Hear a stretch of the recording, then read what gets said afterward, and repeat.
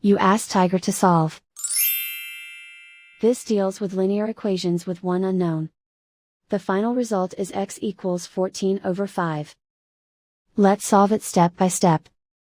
Simplify the expression. Group like terms. Multiply the coefficients. Isolate the x. Divide both sides by 20. Simplify the fraction. Find the greatest common factor of the numerator and denominator. Factor out and cancel the greatest common factor. And so the final result is x equals 14/5.